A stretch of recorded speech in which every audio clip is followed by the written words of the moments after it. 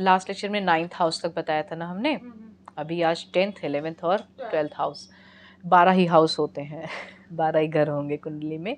10वां जो घर है वो सबसे पहले तो फादर का देखा जाता है, फादर का स्थान है वो। और जो इधर चौथा स्थान था इसके जस्ट सामने वाला, वो था किसका, माता का। तो उसके आगे पिताजी रहेंगे उसके सामने, ठीक है। फादर के बारे में देखा जाता है, फादर से रिलेटेड अगर कोई व्याधि हो रही है, फादर को रिलेटेड कोई व्याधि हो रही है तो, या फादर से आपको कितनी कितनी हेल्प हो सकती है, वो सारी चीज़ें, फादर से आप कितने दिन तक साथ में रहेंगे आप, ये भी चीज़ें उसमें पता चलती है।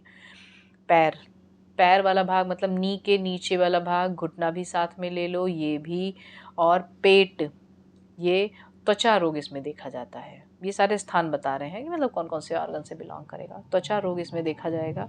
त्वचा रोग बहुत बड़ा है, तो ध्यान रखना आयुर्वेद के अकॉर्डिंग जो जितनी भी स्किन डिजीज में रैशेस से लेके गलित कुष्ठ तक सब कुछ त्वचा रोग के अंदर कुष्ठ रोग ही आएगा, ठीक है। तो यहाँ त्वचा रोग की इंटेंसिटी भी आप जान सकते हैं कि कितना एक्सट्रीम लेवल तक और कितने दिन तक उसको झेलना है, ये सारी चीज़ें उसमें पता चलती हैं।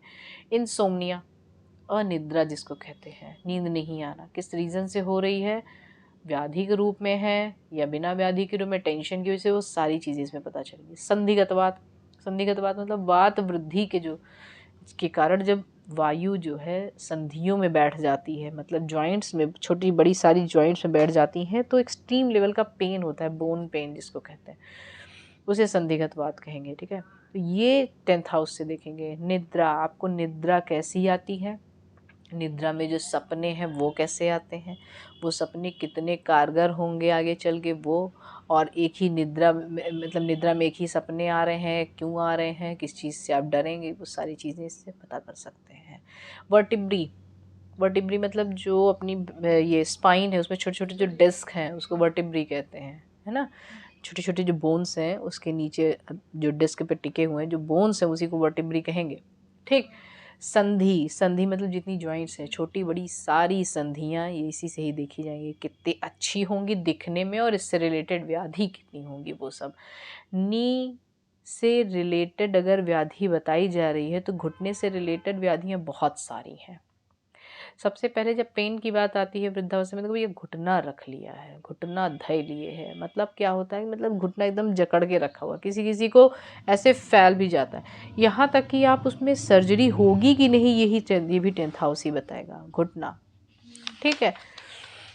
और अब 11th हाउस में जब देखेंगे तो दाहिना, जैसे इधर से बायां बायां चल रहा था, इधर से बायां चल रहा था ना, दूसरा तीसरा जो हाउस था वो बायां बायां चल रहा था, इधर दाहिना दाहिना चलेगा, ठीक है, क्योंकि इधर राइट में आ गया ना, राइट हैंड, फिर ये नेक, कान, बाल, कंधा, शोल्डर, पेट, और सबसे बड़ी चीज़ जो दिखाई देती है 11th हाउस से वो है रक्त का विकार, मतलब अगर ब्लड रिलेटेड कोई प्रॉब्लम होगी तो इसमें दिखाई देगी।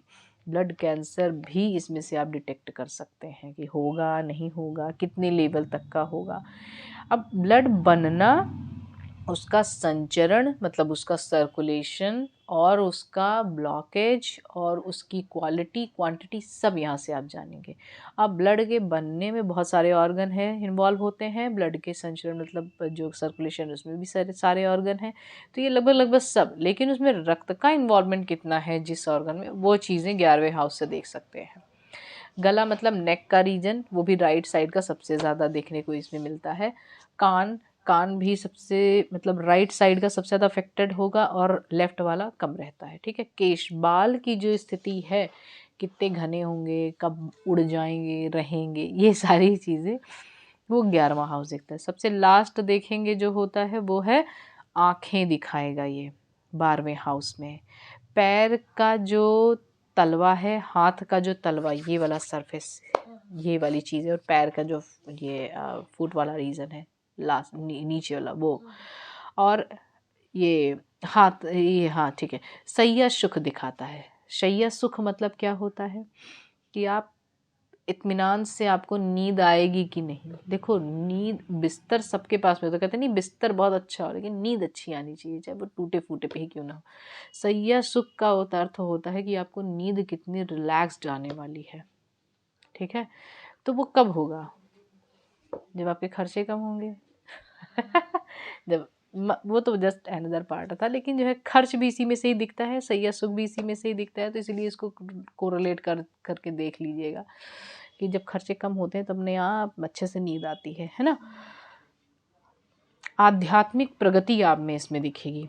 12वें हाउस में अगर अच्छे ग्रह हैं या किसी अच्छे ग्रह की दृष्टि पड़ती है तो आध्यात्मिक प्रगति कितनी है, कि आप आध्यात्म में कितने जाते हैं वो पता चलेगा। और इसी से वैराग भी देख लिया जाता है कि वैरागी न हो जाए। एक हाउस और भी है जो वैराग देखता है, लेकिन आध्यात्मिक प्रगति होकर उसके बाद वैराग होना, ये वाला हाउस देखेगा, 12वां वाला हाउस। ठीक है, ये सारे हाउसेस के बारे में बता दिए गए। यही जो हाउसेस हैं 12 हाउस, वही नॉर्थ, ये तो नॉर्थ इंडिया के अकॉर्डिंग हमने बताया। जो एक स्क्वायर जो आपकी स्क्रीन पे दिखेगा पिक, वो स्क्वायर वाला जो है वो नॉर्थ इंडिया का है।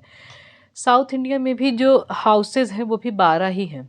ठीक है, और जो ईस्ट इंडिया का जो है वो भी वहाँ भी वही है, उतना ही है। ठीक है, 12 ही हाउस है, केवल सबकी ना साइज इधर उधर है, मतलब ये शक्ल इधर उधर दिखती है, किसी के फ्लावर में बने हैं इस तरीके से। ठीक, बात लाल किताब की इस समय हम कर रहे थे कि लाल किताब करके एक एस्ट्रोलॉजी की बुक आती है, बताया नहीं था हमने लास्ट के एक लेक्चर में बताया था।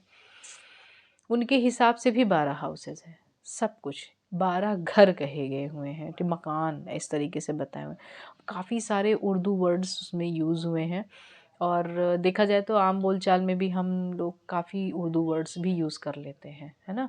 तो उसको समझने में भी कोई बड़ी बात नहीं है। काफ़ी चीज़ें हैं जो एकदम साइंटिफिक बताई गई हुई हैं, और काफ़ी चीज़ें हैं जो एकदम लगता है कि कुछ कोई रिलेट ही नहीं कर रहा है। ठीक है, और ये जो 12 हाउसेस के बाद में अब इन हाउसेस में कौन से ग्रह होने पर क्या इफ़ेक्ट पड़ेगा, जो रावण संहिता में बताई गई हुई है, उसके अकॉर्डिंग अब नेक्स्ट लेक्चर में स्टार्ट करेंगे।